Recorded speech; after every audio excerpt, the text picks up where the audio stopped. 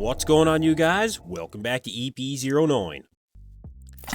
Alright, so we're going to start this one off with an update from Keone Pearson. Actually, this is an update from Keone Pearson and from Gundamforce. Now, Keone recently traveled over to Korea and trained at the Powerhouse Gym Korea, which I didn't even know existed over there. And after getting in a back training session with Gundamforce, these guys actually traded some shots. There was a front double bicep, there was a back double bicep, back lat spread.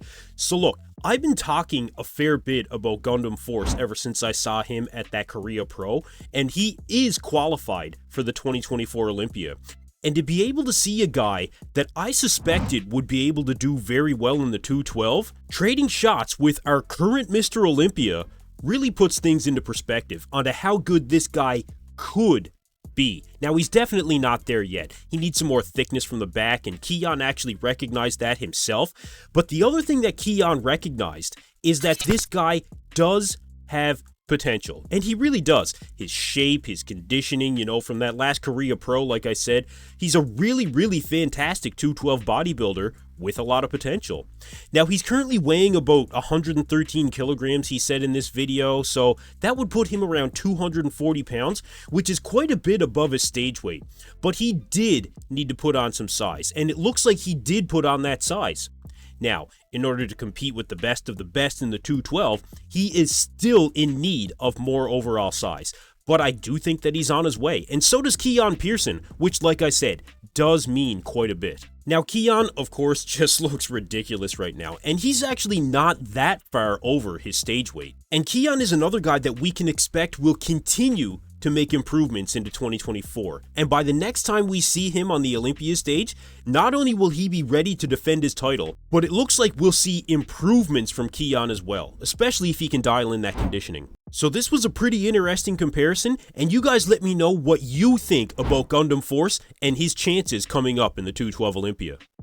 Alright, next up, Antoine Vaillant dropped an update here at 25 days out of the Arnold Classic, Ohio, and this guy is looking absolutely shredded, you guys. I mean, just look at the shoulder caps, the striations through the front delts and the side delts. I mean, this is the conditioning that you want to see at 25 days out, and he's looking really full as well. I mean, we've been seeing like some really impressive updates from guys like James Hollingshead, very well conditioned, but the striations with a bit of the fullness I feel from Antoine, just that hard grainy muscle as well. Really impressive physique update here, you guys. Now, as for how well Antoine can actually do in a pretty stacked Arnold lineup, is a really good question. He is well suited for a show like the Arnold because he's a very impressive poser. He's also a very entertaining poser, so we can expect something, probably pretty fantastic out of Antoine when it comes to that posing routine. And it looks like he is going to have the physique to really back it all up. So I'm very excited to see what Antoine can bring to the Arnold stage for the final package. And you guys, let me know what you think about this update of Antoine in the comments below, because honestly, I was a bit blown away when I saw the update. Alright, next up, we've got a physique update here from Stephane Matala, which we actually haven't talked about Stephane in quite some time. Ever since he missed that 2024 Olympia and didn't really give much of an explanation until afterwards, he kind of fell off of that hype train that he had going for him. And he really did have a lot of hype behind him in 2023. Now, he did miss the Olympia due to personal reasons, and these things do happen, but 2024 really does have to be the year that he comes in and does very well in order to capitalize on that hype. Now, his physique in this update is looking very impressive, but I still find that Stephane is stuck in kind of a gray area when it comes to where he can go next. When it comes to shredding down for the classic physique weight cutoff, I think that he sacrifices a bit of that conditioning, or he at least hasn't been able to really dial it in as of yet. I know he does get close to the 212 weight cutoff as well, so I really don't think that he could do very well there. He would need, a lot more overall size. So the question with Stephane when it comes to the 2024 season is going to be, where is he going to compete, and will he make it back to the Olympia this year? Because the classic physique division, as we well know, is getting more and more competitive every single year.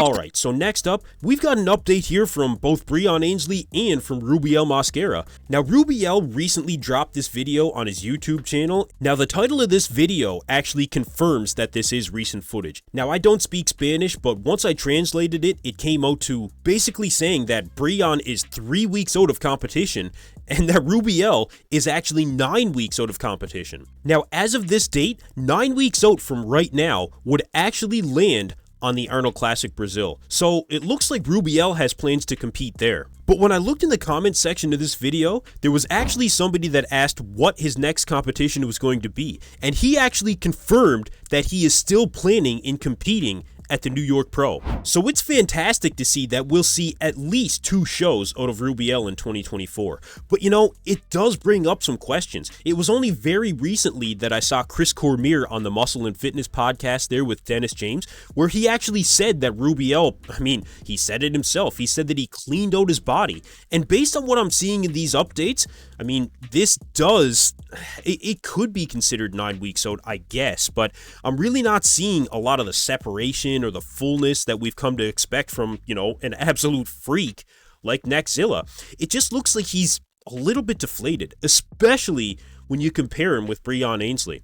So like I said, Chris Cormier said that he cleaned out his system, presumably of all the PEDs, is what my assumption is. And if that's the case, is 9 weeks really enough to go and be competitive at the Arnold Classic Brazil? Because at this point, we expect this guy to take the stage and, be top 3 against pretty much anybody that might show up. So that was one question. And the other comes down to the visa. And like I said in one of my recent videos, it looked like Rubiel, well, it didn't look like it. Rubiel was definitely still on vacation. He certainly wasn't training with the intensity that you would expect from a guy around 4 weeks out of, the Arnold Classic Ohio. And I saw some comments in my previous video of people thinking, maybe Rubiel isn't necessarily fully committed to this bodybuilding lifestyle yet. And to that, I will say that he was a competitor in the IFBB Elite Pro prior to this, but it is very well known that the IFBB Pro League is a completely different animal, and it is going to demand your absolute best.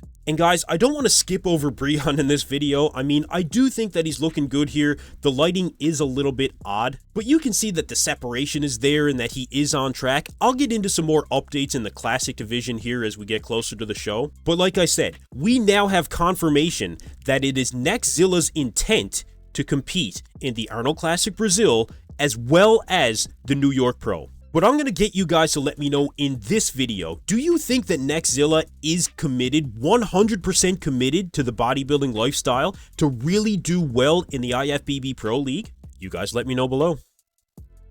Anyway, that's it for me in this video, you guys. Thank you for tuning into EP09. Be sure to like and subscribe.